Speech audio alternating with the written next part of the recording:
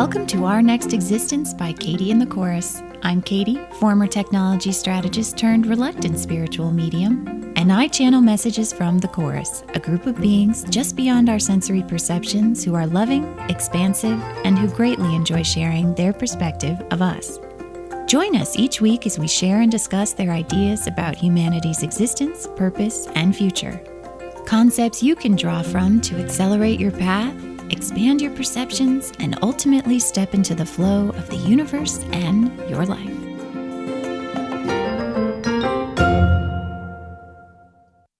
I somehow ended up rummaging around in my office drawers, and I came across piles of notes and journals from my early years with the Chorus. I kept a lot of records. I think it was because I grew up journaling. And I would go back and read journals from a couple years before even, and I would forget how much I had grown. I would grapple with a topic and think about it and come to a conclusion. And I didn't realize how much each of those steps integrated into me. And it was kind of fun at times to go back and read an old journal and sort of say, oh yeah, forgot about that whole thing, and realize how much it had changed me. So I knew even as I started channeling the Chorus that I would not remember individual points.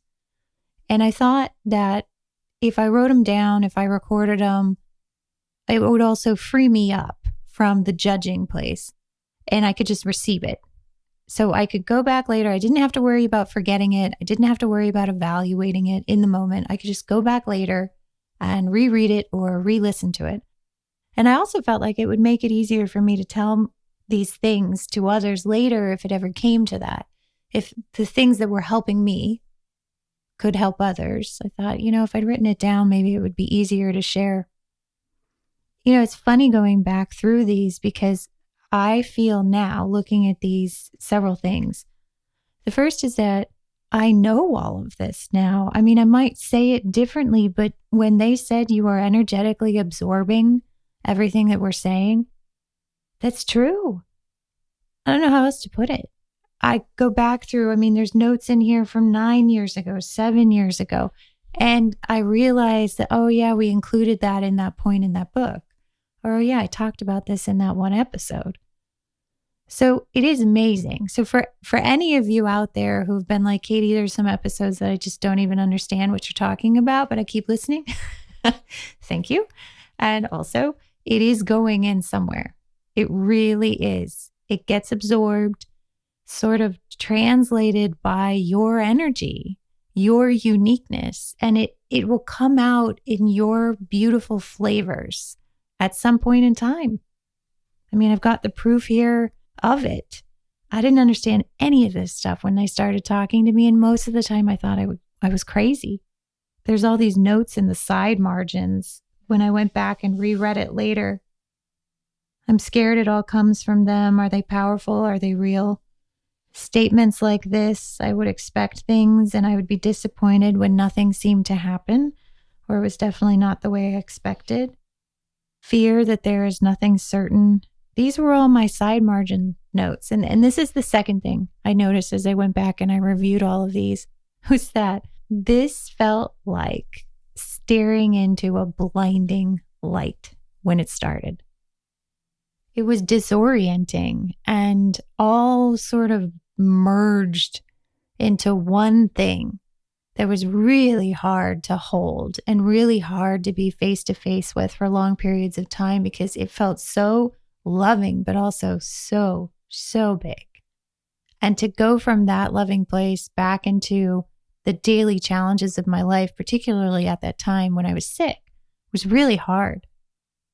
So on the topic of last week's episode, we were talking about the way humans typically respond when we are in a high-risk situation and we hear that, any of these paths will work out. We're sort of like, well, then what does it matter? There's sort of a retracting from our material self in those situations. I want to call out that, again, just because there are 1,000 paths, just because there's any sort of manifestation in the universe, it can be anything energetically. It can be good, it can be bad, it can be hard, it can be whatever. So when we retract in that situation, because the number of paths actually decreases the meaning of our actions in those situations. There are also other situations where hearing that you could take any number of these paths and it'll work out feels instead like the you really can't mess it up kind of stuff that the chorus talks about. It's like, oh, thank God. You mean I could frolic across the playground or skip across the playground or somersault across the playground and I'll still get there? And the chorus says yes. And it's like, oh, just a weight lifted off of us. Now, I find that the difference between those situations is usually the degrees of risk. Frolicking across the playground or really just like getting a thing done or being successful in a day, it's sort of like, oh, great. I could do it slow. I could do it fast. I could take a nap. I could do it. It's all going to work out. It has that feel to it. But in a life or death situation, we activate so many beliefs about limitation and our role in preventing any suffering or outcomes that we do not want, that when we hear that the output of our role, any of those actions, doesn't really matter, it actually decreases our role and decreases, for a five senses human, the sense of their own meaning in that situation. So in some ways, it has a lot to do with our identities. It has a lot to do with the way we identify with the actions that we take here in the five senses world.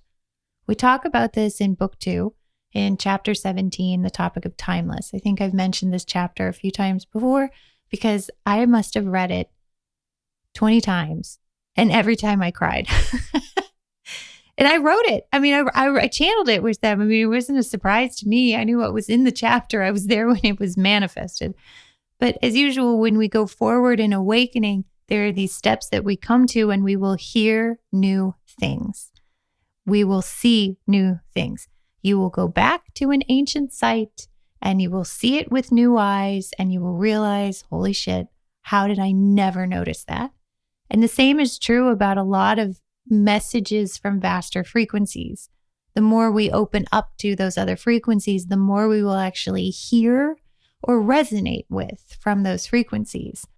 So for the year after I wrote chapter 17, I kept crying because crying and grief is a release of beliefs from our belief systems. And so every time I teared up, I was actually coming to a new realization of things that I had believed that had prevented me from expanding my identity beyond the things that I got done here. We identify so strongly with our actions in this environment. It's so part and parcel of our existence here that for many humans, we cannot even fathom from a mental space what it's like to be a being who doesn't have to do anything to create sensations of worth or merit or satisfaction. There are some of us, as we've gone down the awakening path, that have realized how much we identified with these senses of accomplishment. But this is a very layered thing in our belief system. It's not like this one lone belief, like gallivanting around in our existence. It's part of everything. And the reason why it's so pervasive is because if we believed that we had to get stuff done here, it was a very powerful way of keeping us focused here. If your entire identity, if your entire worth, if your entire sense of joy and satisfaction is connected to five senses action, it greatly increases the probability that you will be a little obsessed with the five senses, with the things that get done here, but also the things you perceive here, the feedback that you get here. And this is an important point because even though, for example, I've been channeling these messages and I've been feeling a lot of love from energetic beings all of these years, it has felt to me many times over that something was missing when there wasn't someone in my five senses reality that I could talk to about this stuff, or that actually could understand it or read it or listened to it and had things to say about it. There was an ongoing part of me that wished for a five senses reflection of what I was doing in these wavelengths. And it has felt painfully absent to me many times over these years. It's true that I have gained more listeners and more readers at this juncture. And there's only a handful, that I interact with on a regular basis. It's not like I get to walk out on the street and we all talk about this chorus stuff, if you know what I mean. I'm not complaining about the numbers of an audience. I'm complaining about the degrees of interaction, if that makes sense. In podcasting, you sort of put out a podcast and off it goes. And, there's really not a lot of ways to hear back from people. And that's why I love so much when you guys post comments on YouTube or even just send me an email, because it's such a drop of gorgeous water in this desert of spiritual frequencies, which is a really weird way to describe spiritual frequencies because there's so many loving and interesting beings that I communicate with. But I am still human. We are all still human, expanding from this perspective. And that's why these things alone, these frequencies alone, are not enough to us. And they won't be. As long as we decide to resonate outward from this perspective, there is a part of us that is going to play by the rules of this perspective. This is where we get back to material wellness, which we mentioned earlier in the season and we touched on again last week. Our wholeness exists in the five senses and other frequencies.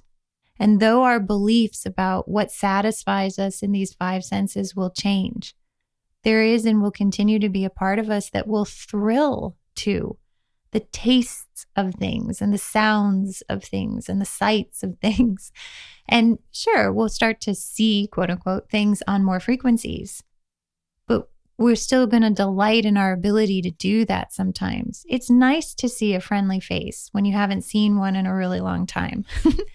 It's nice to hear a voice that you haven't heard from someone you love in a really long time. And as I suggested at the end of last week's episode, even when you get to fly around, it wouldn't be the same if you didn't feel the wind on your face. Do you know what I mean? Not for us, not for a five senses human. And when you decide to lift off of these frequencies and you just don't really want to be resonant anymore with the five senses way of things, well, then that'll change. And that's completely up to you, because freedom and choice and free will are fundamental aspects of creation. Though we have done very creative things thwarting those experiences for ourselves with our freedom to create here in this existence. When you're done and you're ready to be done, you're done. So this is why the chorus also says, you all chose this. And even if you don't remember making that choice, you did, and you are, and it's okay. You are achieving everything you wanted to experience by simply existing here, by simply thinking about life, let alone living life. I mean, just being immersed in the limitation, you're achieving it. Experience is consciousness. And we have absorbed all of these experiences into our consciousness on some level. And though we may not recall them all at any instant in time, given the limitations of our current mental capacities, they are in us. The same way you energetically absorb these messages, and the same way somehow, even from the earliest days, I absorbed everything the chorus was saying, even though it felt like I was staring into a headlight. So I want to read a passage to you from 2017. I was pretty frustrated. I was really sick at the time, and I was just starting to get really, really sick. And I asked them, they were talking about, a little bit law of attraction stuff, as most of us would know it. And they were sort of like, you can't mess it up. All paths are great. You're expanding, that kind of stuff. And I was not having it. I was sort of like, okay, then why am I 20 pounds heavier now than I used to be? I was really sassing them back. And I said, they said, well, you manifested it perfectly and blah, blah, blah. And they gave me some specific answers. And I said, okay, so why am I fat? Why does exercise work? Why can't I know what's going on inside my body when it's my body? Why do I have to make an appointment with some doctor? only knows as much as she or he has been taught by other people who manifested who knows what. It makes no sense. And they said, exactly. We agree with you. It doesn't. Are you ready to begin allowing the belief systems that will manifest options that are infinitely more satisfying? Or are you needing to analyze this and judge this longer? Have you stood on the scale enough to determine that it is not something you'd want? Have you done exercise in a variety of ways that are both satisfying and not?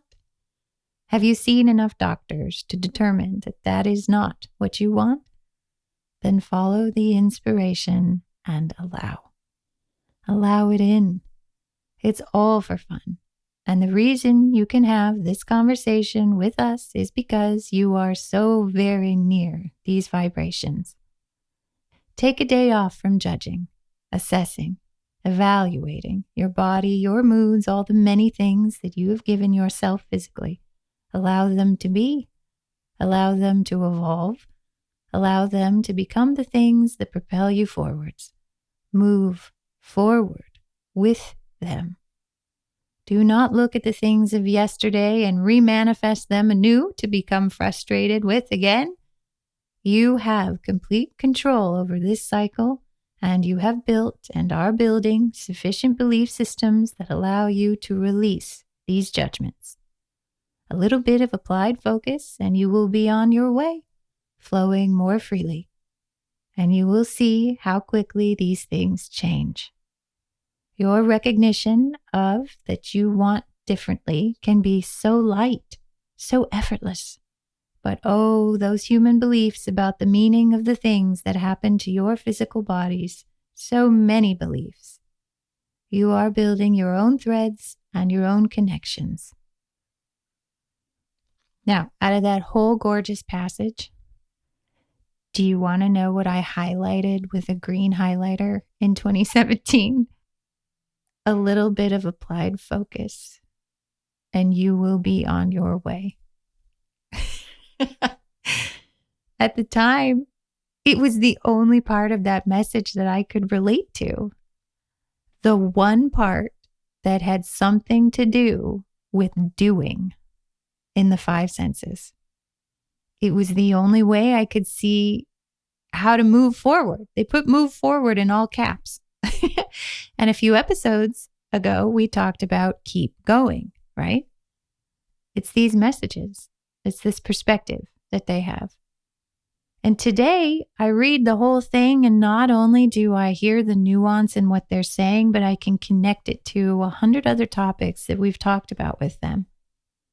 But back then, my one straw that I could hold on to as I was grappling with being another 20 pounds overweight, very sick, very tired, very much in brain fog, was a little bit of applied focus. And you know what? I still got here. I mean, I'm not saying like I walk on water, but I'm not sick, and my life has changed, and there are things that have been extraordinary that I've gotten to experience. It's different. And like we talked about last week, I may not know how to judge change anymore. I am so far away from anything I ever mentally manifested as an imagination for my life. I'm so off anything I ever would have hoped for from those earlier beliefs that there's really no way for me to evaluate if we're tracking here, if we're tracking to the idea of success that I had for myself in my head. So you sort of just take each day as it comes and savor the sensations, and I move with the inspiration. And I do feel like it's easier now than it was then. I feel things more clearly, more things in myself, my own sense of direction. So wherever you are in this journey, if you understand everything that they just said in that passage, or you kind of get it and you kind of don't, and you're still frustrated, and maybe the only thing you would highlight is a little bit of applied focus too. You still get there. So it is a different version of the 1,000 trails. You really can take whatever trail you are currently on and you will make it to whatever lighter sense of things that you are desiring. Your desire is your compass. Your inspiration is your guiding light. And those things are all connected to these things, which are wavelengths of allowance and love.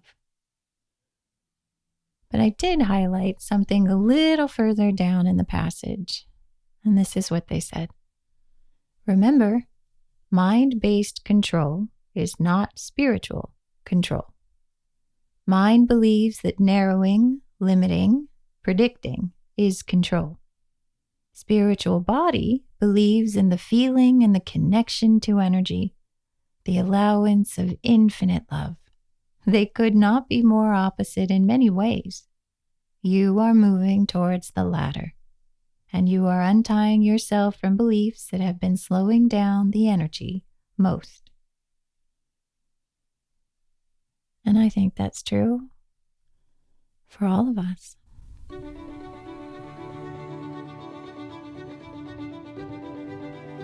Because in case you have forgotten since last week's episode,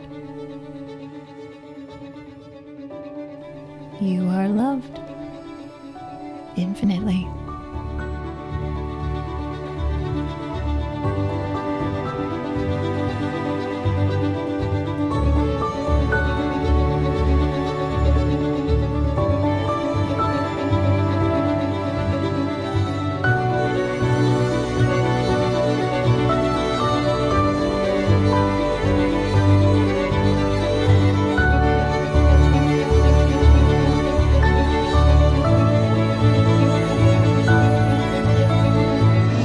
Thanks so much for listening. We hope you found these messages to be helpful. May they accelerate you on your path wherever you'd like it to go. For more information on the books which correspond to these podcast seasons, our podcast, live events, or how to get in touch with us, visit katieandthechorus.com. Thanks again. See you next time.